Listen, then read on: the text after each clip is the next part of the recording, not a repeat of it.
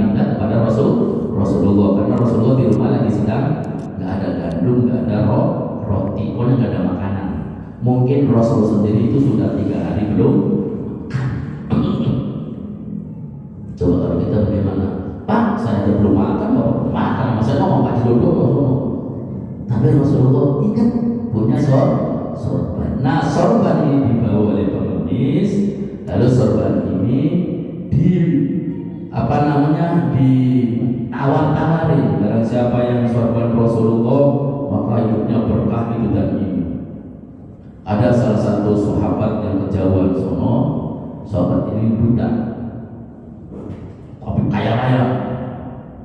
Nah, dia memutuskan budaknya untuk membeli sorban Rasulullah dengan harga yang tinggi pada saat itu. Pengemisnya sialan banget itu kalau kita itu. Jadi menawarkan sorban karena iming-imingnya dari Rasulullah itu ditawarin dengan harga yang fantastis. Mungkin kalau sekarang 10.000 dijualnya 100.000. Sahabat itu semua berebut karena tahu bagaimana manfaat dan faedah ini sorban dari Rasulullah. Digalahnya itu sahabat yang jauh-jauh dari sana, yang buta ini putus sama pembantunya atau yang kita kenal dengan budaknya.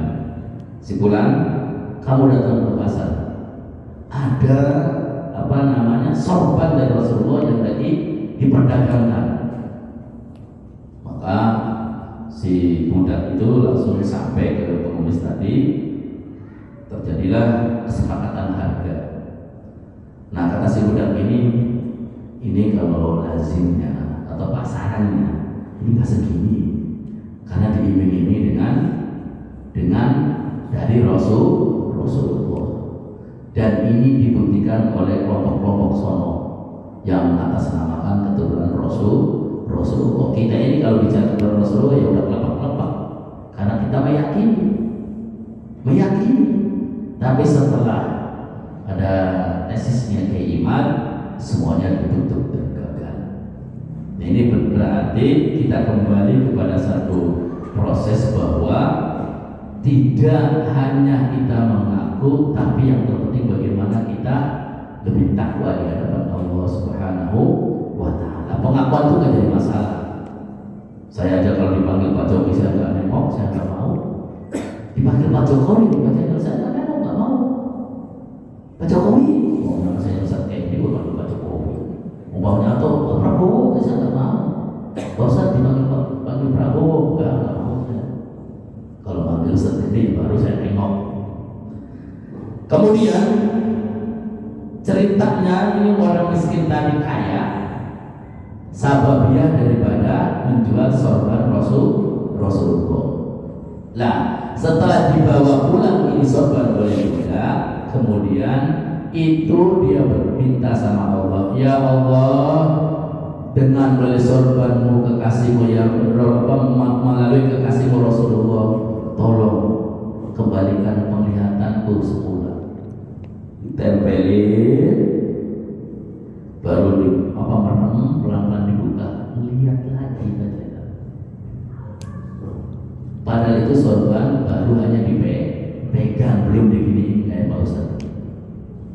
Gimana kalau Rasulullah buat begini, terus buat sajadahnya, buat tatakan itu sajadahnya, baru dia pegang doang. Karena dari orang diberi, Rasulullah langsung menerima, langsung Siti Aisyah suruh nyimpan. Gak lama pengemis datang minta sodako karena Rasulullah gak ada, lalu sorban diberi, dibawa ke pasar, diperdagangkan itu sorban sampai til orang yang buta tadi membeli sorban dari Rasulullah.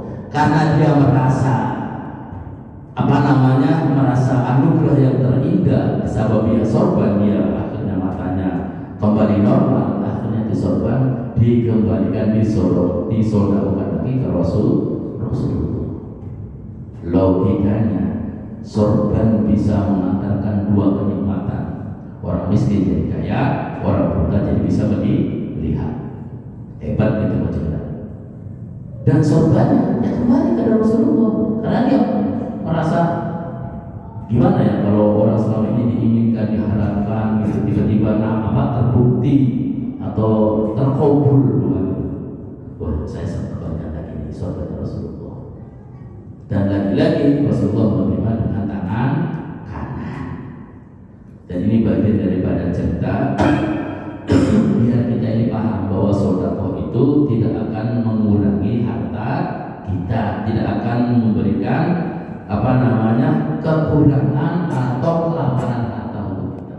Insya Allah setiap kali kita melakukan sedekah infak, padahal nilai itu akan bertambah di hadapan Allah Subhanahu wa Ta'ala. Baik, ada sekitar 7 menit masih ya. 17 menit. Jam 7 lewat 12. Sekarang jam 7 lewat 12. Oke, baik. Saya simpulkan nanti biar pertanyaannya Bapak agak luasan ya, bahwa materi dari sekian pertemuan ini sunnah wudhu kita sudah selesai. Insya Allah kita besok masuk istinja, karena bagian daripada keterkaitan ibadah itu dimulai dari bagaimana kita mendudukkan airnya yang suci, mensucikan. Setelah itu baru kita dimasuki atau disampaikan pemahaman tentang wudhu. Karena orang sholatnya oke, sholatnya beres, kalau wudhunya nggak beres, sholatnya batal. Sholatnya oke, wudhunya oke, tapi dia ceboknya belum benar, juga tetap tidak sah. Karena rentetan bertalian itu semuanya bagaimana supaya kita suci dan benar di hadapan syariat, bukan dengan katanya. Maka dengan adanya pengajian taklim begini ini bagian daripada sebagai upaya bapak-bapak zaman ini untuk memperkuat keyakinan bahwa cara wudhu itu Rasul itu begitu, cara melakukan sunnah-sunnah dalam wudhu itu begitu. Jadi sehingga kita itu tidak yang benar yang mana ya? Enggak, sudah. Yang penting Bapak pahami, urusan paham nggak paham kalau menurut saya sih nggak ada masalah. Yang penting Bapak sudah duduk di sini, itu bagian dari anugerah yang terindah buat Bapak. Di luar sana pengen duduk, pengen ikutin majelis taklim, tapi kesempatannya tidak dikasih oleh Allah. Alasannya sibuk lah, alasannya ini lah. Padahal dia cuma nggak ngapa-ngapain di rumah. Mungkin lagi ngeliatin burung, lagi ngeliatin akuarium, sinetron. Ini suatu, karena begini. Makanya saya sering ketika Bapak duduk ingat biar Bapak itu pahalanya gede. Udah taklim kata Rasulullah, dunia dan seisinya pahalanya. Begitu Bapak ingat tiap-tiap tikap, termasuk wal aqifuna fil masajid itu adalah nanti besok di hari kiamat itu orang yang digolongkan dengan para syuhada wa sholihin. Ini orang yang itikaf ini. Jadi ketika Rasulullah memanggil itu, ya syuhada wa sholihin, loh ini siapa ini? Saya dulu ketika ngaji sama ini, saya lihatnya itikaf, oh iya mas. Gitu. Jadi nanti ketika Rasulullah memanggil, tinggal poin satu lagi, surga atau neraka. Yaumil mizan kan sudah selesai, nanti akan disyafaati oleh Rasulullah. Apalagi bapak yakin orang yang selalu hadir di majelis taklim pasti di dalamnya ada sholawat. Tapi orang yang sholawat belum tentu ada nilai ilmunya di dalam. Makanya ini yang paling terindah ini sudah. Orang ikut ngaji itu, orang taklim itu pasti diadoi dengan tadi tawasul dulu, biar kita punya guru, punya syarat nyambung Pak. Selama ini kan jarang, banyak ngaji aja. Kalau saya nggak bisa dimulai dengan sholawatan ya Rabbi bil Mustafa, biar kita ini dimulai dengan rasa cinta dan mahabbah kepada Rasulullah. Kalau nanti ngajinya ngantuk, ngajinya nggak paham, ya insya Allah tadi dimulai dari baca sholawat ya Rabbi bil Mustafa. Silakan Pak Haji untuk semuanya bertanya terkait bertanya dengan terakhir masalah sunnah itu menjauhkan perbuatan yang kanan terlibat tangan kiri. Apa mau tanya soal?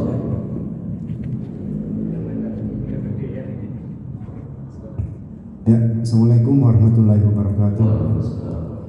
Tadi kalau saya nggak salah kaitannya dengan masalah Bismillah ya Ustadz ya, bahwa itu ada yang mengatakan bahwa itu sunnah, ada yang mengatakan bahwa itu wajib.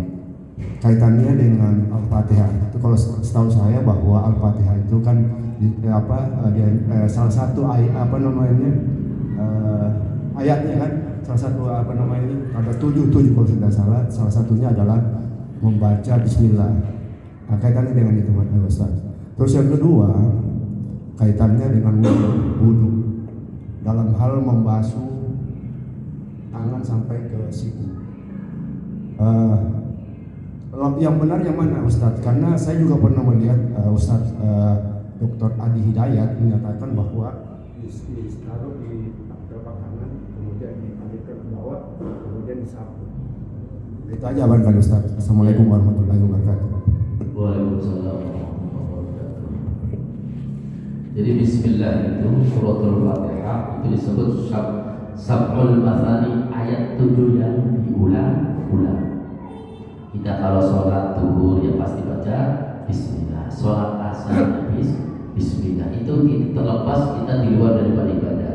Makanya Rasulullah disebut sab'ul mathani. Maka dalam Imam Tirmidzi menyampaikan Al-Fatihatu liman quri'at lah. Jadi barang siapa yang baca Fatihah itu peruntukannya banyak. Bapak kalau punya sakit bacain Fatihah. Kalau anak kita bandel bacain Fatihah bunnya. Berarti Fatihah ini diperuntukkan untuk apa saja. Ini kata Imam Tirmidzi itu Al-Fatihatu liman quri'at lah. Jadi Fatihah itu mau buat apa aja tergantung yang membaca atau melakukan. Itu yang pertama Pak Haji ya.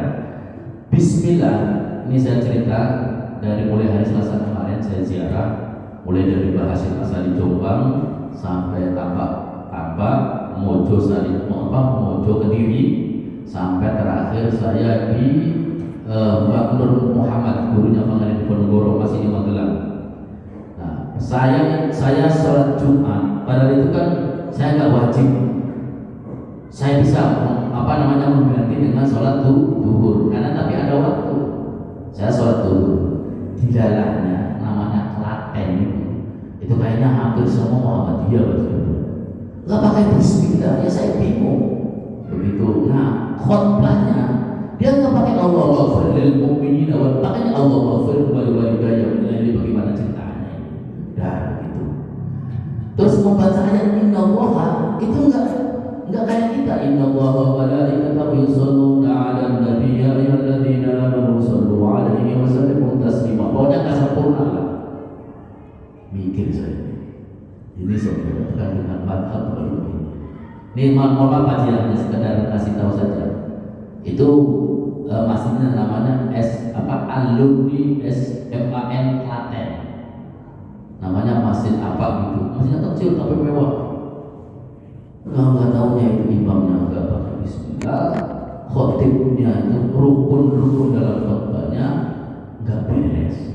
Mau tidak mau saya sholat duhur, ya sholat Jumat, ya sholat duhur. Ini namanya orang sengsara kan itu kalau bahasa Indrawayunya. Tadinya saya berharap saya mau sholat duhur aja ini. Lah ya sholat Jumat, ya sholat duhur. Lah kalau saya maksa, ya tadi imam juga salah, nggak sesuai dengan mazhab saya. Kedua khotibnya nggak beres menyempurnakan rukun khotbahnya. Allah maghfir wal walidayya, bukan Allah maghfir lil mu'min atau Allah maghfir lil muslimina. Lah konteksnya doa di situ sebagai penutup daripada rukun khotbah itu jelas bukan kedua orang tua, tapi untuk orang-orang muslim yang mukmin atau orang yang mukmin yang muslim, bukan untuk orang tua. Beda lagi itu mah. Jadi saya sholatnya 6 rakaat Pak Haji. Tadinya pengen 4 rakaat atau 2 rakaat, itu nambah gara-gara saya kejeblos di situ. Nah ini hanya sebagai pengalaman Pak Haji ya. Jadi nanti Pak Haji begitu di luar sana, karena kita ini mazhab Syafi'i, ingat Fatihah boleh Bismillah itu apapun upayanya harus sama-sama keras. Jangan dianggap bahwa Bismillahnya pelan, nanti alhamdulillah dikerasin. Nggak bisa. Ini bisa kena penalti. tiga disiplin ilmu, qiraah, ilmu balaghah, dan ilmu ma'ani. Bayangin coba. Gara-gara bicara bismillahnya nggak mau disampaikan dengan alhamdulillah. Ini masih banyak, mohon maaf berarti dulu ya, masih banyak masjid-masjid di sana yang nggak pakai bismillah. Saya setuju Pak. Bismillah itu sakul matani 7 ayat yang diulang-ulang disebut-sebut. Di luar sholat kita kalau tahlilan ya baca Fatihah. Kalau kita misalnya mendoain orang sakit ya baca Fatihah. Bukan sakul masani, kalau bisa mi'atul masani 100 kali bacaan. Maksudnya itu sakul masani itu Fatihah yang diulang-ulang sebanyak 7 kali. Yang kedua, pertanyaan tadi Pak. Jadi begini, kalau saya paham itu sebenarnya sudah jelas ya. Jadi Bapak bertanya dengan wudu itu tangan ini yang paling sempurna itu dengan cara apa? Dari atas ke bawah apa dari atas ke bawah? Mohon maaf, apa bawah ke atas, apa atas ke bawah? Begini atau begini? Lah kemarin kan sudah saya jelasin fardunya wudu. Dari atas ke bawah begini. Tuh ke sini. Bukan begini. Ini berarti dari atas ke bawah. Kalau ini atas maksudnya atas dari begini tuh. Berarti kan posisinya kalau ini ke bawah ya berarti bawah ke atas, bukan berarti atas ke bawah. Jadi begini Pak. Kenapa? Karena ini tidak akan terkontaminasi dengan musta'mal. Gitu. Dan salah satu yang biasa yang kadang-kadang kita ini enggak jadi, enggak paham, enggak mengerti itu ada musta'mal di situ. Nah, yang musta'mal ini akan mengganggu yang suci tapi tidak mensucikan. Itu. Nah, ini tugas kita, tugas Pak Ustadznya nih, tugas para penyampai materi atau penyampai ilmunya. Bagaimana Pak Ustadz? Boleh dari sini dari sikulat langsung sini boleh. Tapi ini sebagian daripada ulama. Dan itu pernah saya lakukan juga dari sini.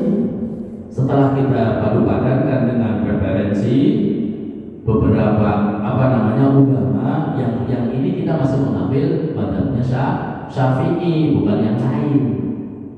Karena kalau kita berbicara madhab lain, ya tadi itu tadi orang sunnahnya wudu bismillah aja Imam Ahmad bin Hanbal wajib. Kalau Imam Syafi'i kan sunnah, itu aja. Sebenarnya nggak memberatkan. Tahu lah potongan-potongan di Ustaz Basri ini kalau sunnah dijadikan wajib ini keberatan gitu. Karena begitu kita sudah memasuki, berarti kalau tidak mau kita harus ikutin aturan gitu. Saya melakukan wudu ke madhab Hanafi. Bapak jangan sekali-kali melirik atau tergoda dengan madhab Syafi'i atau madhab Hambali. Ya udah Bapak baliki ya baliki. Karena nggak boleh talfik atau talfik mencampur adukan madhab dalam satu perbuatan kecuali darurat. Nah kemarin mungkin Pak Haji menyampaikan ke saya terkait dengan ketika kita melakukan umroh atau haji. Nah itu boleh Pak, namanya darurat. Jadi kalau nanti menggunakan Imam Syafi'i, Pak Jenderal bisa ketinggalan rukun dalam umroh dan haji. Maka sementara kita berpindah madhab. Hanya sementara. Artinya ketika itu tidak kita bisa lakukan karena iskal atau sulit gitu. Kalau terus kita memaksa dengan madhab Syafi'i sulit, maka sementara kita ikut madhab Hanafi. Boleh. Tapi kalau yang sehari-hari begini Pak, jangan suka mencampur-campur madhab. Karena tiga konsekuensi ini orang mau ikut siapa ini? Kan kita tidak harus yang baca dulu. Kita ini orang ini Raqibun wa Atidun. Jadi ada dua malaikat yang nanti akan mencatat kita. Nah kalau catatnya malaikat bingung. Ini sebenarnya orang ikut madhab siapa sih? Umpamanya itu. Nah, maka saya menyarankan kalau sudah terbiasa yang disampaikan orang tua, itu insya Allah orang tua itu sesuai dengan apa yang sudah biasa kita semuanya lakukan. walaupun orang tua tidak menggunakan pola Rasulullah Sallallahu Alaihi Wasallam. Itu ya Pak Haji ya. Jadi boleh Pak Haji ini, karena ini jumhur ulama, boleh dengan ini. Supaya menghindari mustakmal, maka lakukan dengan ini. Jadi kali ini. Oke, silakan. Ada lagi? Pak, ada? Yang lain? Mana Bapak Ibu yang ada di sini? Pulang ya? Sudah Pak Haji? Sepertinya Cukup? belum ada lagi. Ini nih Ustaz, saya mau Ya. tanya. Kalau kita saf sudah penuh yang depan, apakah yang belakang itu harus di tengah-tengah atau dia sebelah kiri atau sebelah kanan? Susulan yang Sudah saf yang pertama ya. Posisi orang yang mau melakukan saf yang kedua, saf yang kedua. Iya, betul. Mau di tengah, apa kanan, apa kiri. Kadang-kadang banyak yang harus di tengah, kadang-kadang ke kiri, sebelah kanan. Baik. Ini bagus pertanyaannya. Di kitab I'anah terkait dengan bab tentang istau sufufakum. Itu kan Rasulullah selalu menengok kanan kiri. Nah, kanan kiri ini sebagai isyarat. Berarti kalau bisa sok diupayakan melalui dari kanan dulu, baru ke kiri, bukan di jalan tengah dulu. Ini kalau ikutin perintah Rasulullah. Istau sufufakum fa in tasbihata sufufa min tamami shalah. Itu Rasulullah kalau membalikkan badan ke belakang, lihatnya kanan dulu. Karena di kanan itu ada Abu Bakar, ada Umar, ada Utsman, ada Ali, ada Mu'adz bin Jabal, ada Ibnu Mas'ud. Nah, baru di sini sahabat-sahabat yang lain. Nah, di tengah ini Rasulullah selalu Abu Bakar.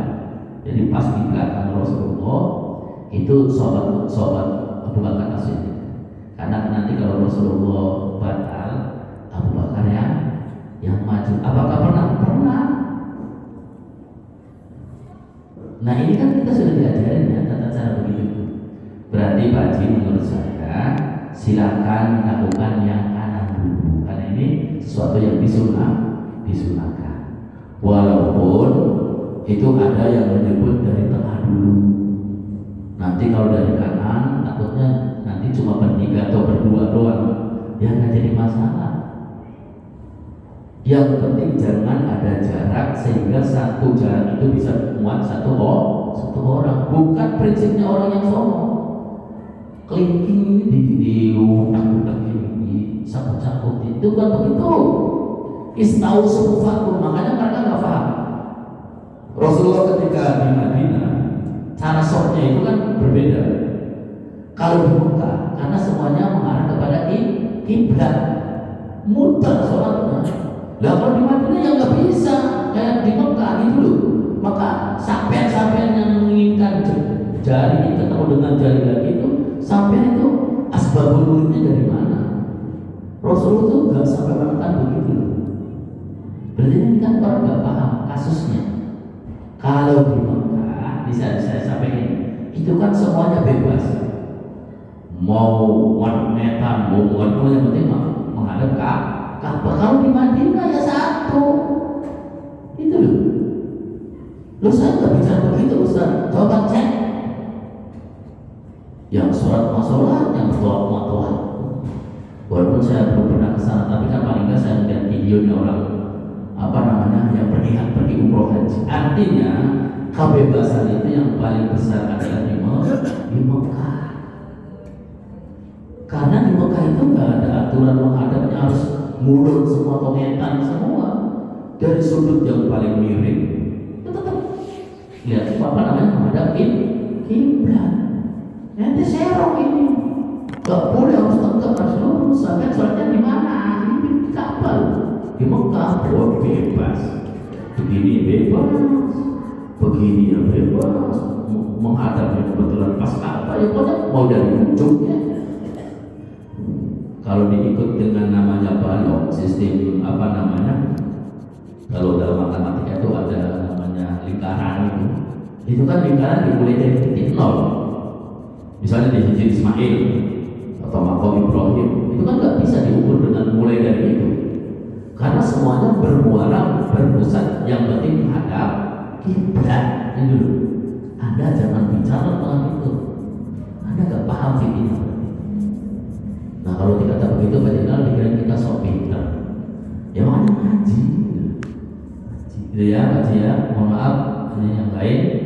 Jadi begitu. Jadi kalau ada perbedaan, sekiranya jangan jadikan satu bantah-bantahan, sehingga konsep kita ukhuwah Islamiyah, ukhuwah wataniyah ini terganggu gara-gara beda perbedaan. Nah kita mencoba, kalau memang ini nanti aja, kalau Bapak mau nggak percaya kayaknya masuk ini nanti malam minggu gitu aja. Kalau Bapak ini nih nanti mudah-mudahan beliau menyampaikan dalilnya, menyampaikan referensinya gitu. Kalau saya sih kalau jawab ya sebenarnya bisa, cuma takut salah. Itu kan udah beres sebenarnya. Karena kalau hadir orang begitu itu, kalau Pak Jenderal nggak kuat ya argumentasinya, sama saya sudah segitunya orang ahli sunnah wal jamaah ya. Cemen, kan kurang ajar. Baik, Cukup, makasih. ya Pak Ji, terima kasih. Mari sama-sama kita tutup majelis taklim pada malam ini dengan membaca alhamdulillah dan doa kafaratul majlis. Alhamdulillahirabbil